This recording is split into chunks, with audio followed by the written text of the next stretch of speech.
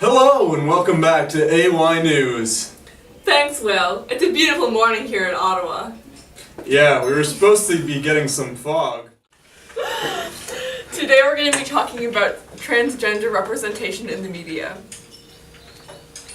Talking to the people to hear their opinion on the subject is our field reporter, John. Over to you, John.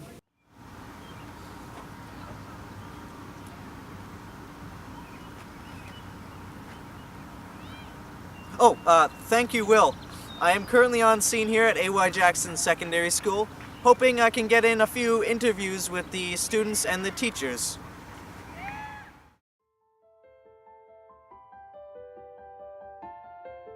I think transgender people are represented well in media.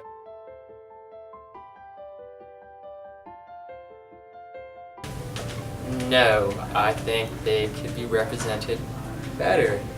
I don't think that they're represented enough positively in the media.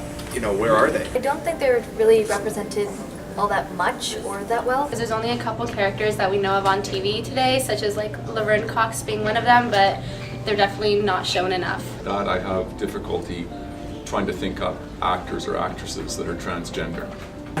There's not enough famous transgender people for role models for other transgender people. We often think about transgender people as struggling or having a hard time, but I think we need to sort of view them as, you know, successful people, people who are fully integrated in society. Whenever people think of transgender, they think someone who's confused about their gender, because the media doesn't portray them as someone who actually was not born in the right body.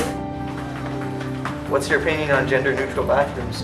I think that they're definitely a good thing, and no one should feel threatened by them. I think that there should be more of them. I don't understand what the issue is. I don't really see what's so wrong about a guy going to a guy washroom and a girl going to a girl's washroom.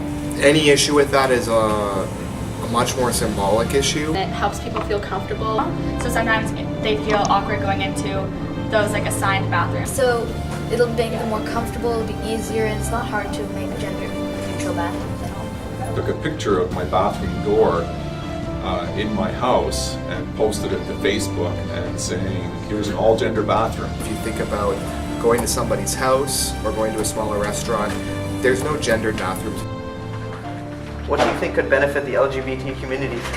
Definitely being seen more in TV. More role models for transgenders to look up to.